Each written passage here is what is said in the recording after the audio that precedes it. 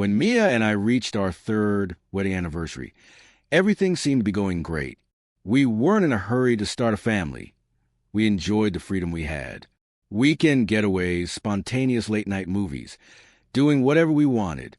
That was our thing. Mia was always full of energy, with a spark that never seemed to fade. She was funny, smart, and just wild enough to keep life exciting. But there was one thing I always noticed about her. She couldn't lie without giving it away. She couldn't hold eye contact. I had picked up on it early in our relationship, back when we were dating. She'd get nervous, glance away, and her hands would fidget like she was looking for an escape. At first, it wasn't a big deal. In fact, I found it kind of cute, like having my own built-in lie detector. That spring, Mia started talking more about needing a real vacation. She said work was wearing her down, and she needed a break. Beaches, cocktails, the full escape package. But I wasn't really feeling it. I had a big project at work, and couldn't just take 2 weeks off. Plus, I've never been a beach person. I prefer mountains or city trips. One evening during dinner, Mia put down her fork and casually said, "Maybe I should just go without you this time." I wasn't thrilled about the idea. Her out on beaches, hanging out in bars. It didn't sit well with me. But Mia smiled and added quickly, "I'll go with Jenna. Just a girls' trip. Spa days, yoga on the beach, nothing crazy. I promise." Jenna was her best friend, recently divorced and still living like it was spring break every weekend. I didn't love the idea, but Mia looked so hopeful that I hesitated. I trusted her, so I finally nodded. "All right," I said. "Go blow off some steam. Just don't end up on some reality show about party disasters." She laughed, clinked her glass against mine, and we moved on. At the time, I thought saying yes showed how strong we were. Looking back, though, it showed how easy it is to be blind when you trust someone completely. The night before she left, I helped her book the flights and even gave her some extra cash for shopping or whatever she wanted. She was buzzing with excitement. And honestly, I felt good about it. We were just two people who trusted each other. No questions asked. But I had no idea that letting her go would turn out to be the biggest mistake I'd ever make. Mia left on a Wednesday morning. I dropped her off at the airport, kissed her goodbye, and told her to have fun. The first few days were normal. She kept in touch. Selfies on the beach, boomerangs of her feet in the sand, videos of Jenna wiping out while trying to surf. She texted me late at night. "Miss you, Jimmy. Wish you were here." I missed her more than I expected, and the house felt too quiet without her. But around day 5, the text started to slow down. No more videos. No more calls. I figured she was just having too much fun, or maybe her phone didn't have service. But still, a knot started forming in my stomach. One night around 11, I sent her a quick "good night, babe" text. It sat on read for hours before she finally replied. "Night. Super tired. Love you." It didn't sound like her. Mia usually added little hearts or inside jokes in her texts. This one felt cold. Mechanical, even. The next morning, I texted again. No answer. I called around lunch, but it went straight to voicemail. I told myself I was just being paranoid. Maybe Jenna was being a handful. Maybe they were on a tour somewhere with no cell service. But that night, lying in bed, I couldn't shake the feeling that something wasn't right. 2 days later, Mia finally messaged again. It was just a blurry photo of some market with the words, "Been busy. We'll catch up later. No, miss you. No, love you." I stared at my phone for a long time, feeling the first stirrings of real suspicion. That should have been a red flag. But instead, I told myself to wait. She'd be home soon. Then I'd know for sure if I was just overthinking or if something was actually wrong. Mia came back on Sunday evening. I picked her up at the airport, standing by baggage claim, feeling both relief and something else I couldn't quite name. She looked amazing, tan, glowing, maybe a little too glowing. She ran into my arms like everything was perfectly normal. "I miss you so much," she said, squeezing me tight. I hugged her back, but it felt strange, like hugging a stranger who smelled like my wife. On the drive home, she talked nonstop about the trip, the beaches, the food, the bonfires, Jenna this, Jenna that. It all sounded a little too rehearsed. When we got home, she dropped her suitcase in the living room with a sigh. "I'm dying for a shower," she said, heading upstairs. I stayed by the suitcase, hands in my pockets. "Hold up," I said, half joking. "You didn't come back empty-handed, did you?" She laughed too quickly. "Of course not." She knelt beside the suitcase and started digging through her clothes. As she moved things around, I spotted something unusual: lingerie. Bright colors, lacy, expensive looking. Definitely not her usual style.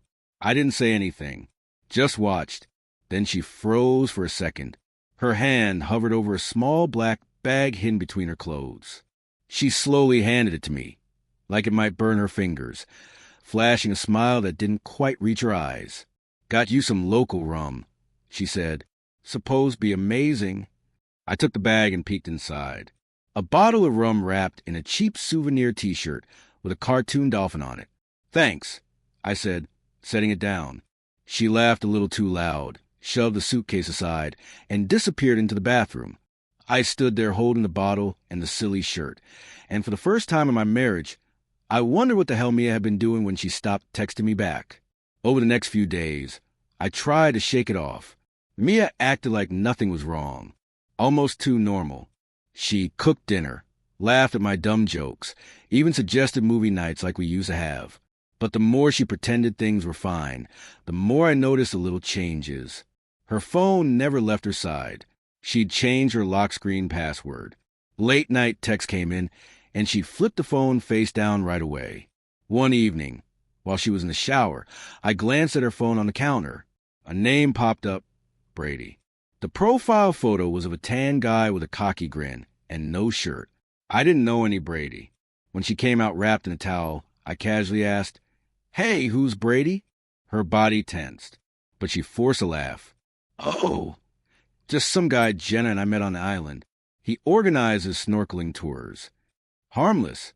I asked, keeping it light. "Right," she said, but it didn't sit right with me. "Harmless enough to text you at midnight?" I asked silently. Mia frowned. "You're reading too much into it, Jimmy. Seriously." She kissed me too quickly on the cheek and disappeared into the bedroom. That night, as she slept beside me, I lay awake staring at the ceiling, the weight of it all pressing down on my chest. The next day, while she was out grocery shopping, I pulled up the resort's Instagram. There were photos, videos, reels, tourists laughing, staff joking around. Then I found it, a video from a beach party. A bonfire at night, music blasting. And there, front and center, was Mia, laughing, dancing with a drink in hand. Brady had his arms slung around her shoulders. They were close, too close. Their faces were inches apart, like they were about to kiss. It wasn't just a vacation for Mia. She had lived a whole other life when I wasn't around. That night, I couldn't pretend anymore. After dinner, she curled up on the couch, scrolling through her phone, pretending not to notice how I was staring at her. I set my beard down, maybe a little too hard. "We need to talk." She looked up, casual. "About what?" "Brady," I said flatly. Her smile twitched, but she stayed calm. "I told you. He's just some guy." "I saw the video, Mia, on the resort's page. You were all over him like a groupie." She set her phone down slowly. Her face went pale. "You're overreacting," she said tightly. "It was just dancing." I leaned forward, my voice cold. "You were 2 seconds away from kissing him." Silence. I waited for her to come clean, to be honest. But instead, she said, "You're paranoid, Jimmy. You're making something out of nothing." And there it was, the lie. She wasn't sorry for what she'd done. She was just sorry she got caught. I stood up. "Pack your things." She blinked, confused. "What?" "Now, Mia." Her eyes filled with tears. But I didn't budge.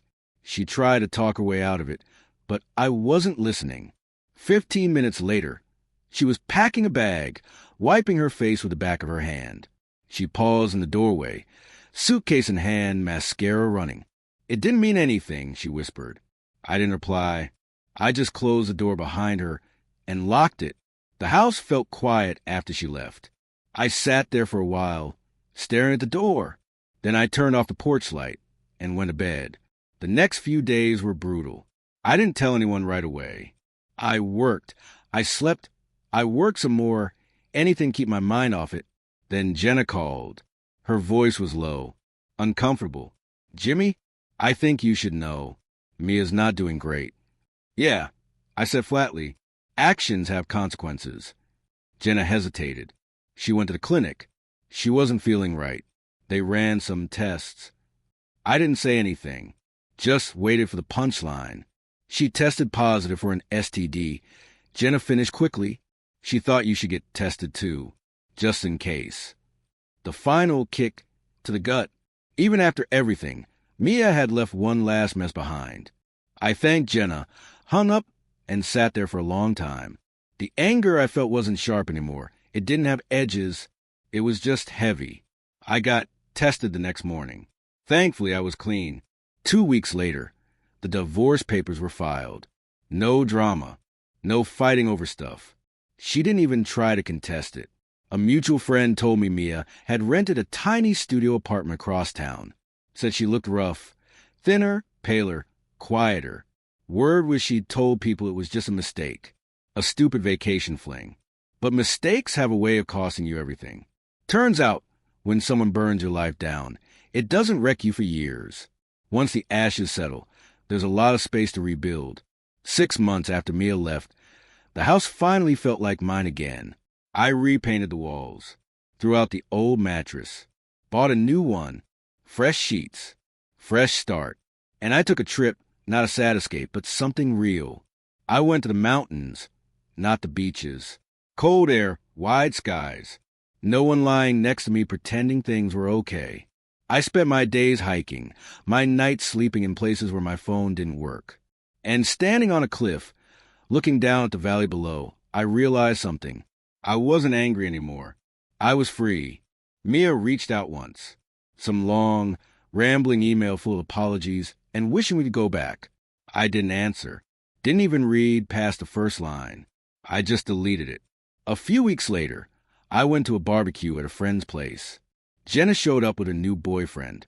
At some point, I pulled him aside, quietly told him what really happened on that trip. I wasn't trying to blow up their relationship, but if Jenna was planning more girls' trips, I figured he deserved to know what those could mean. He didn't say much, just nodded once, sharp and grim. After that, I let it go. No revenge, no late-night rants. Just me, living the life Mia threw away, better than ever. Sometimes I think about how close I came to tying myself forever to someone like her, and I actually feel grateful.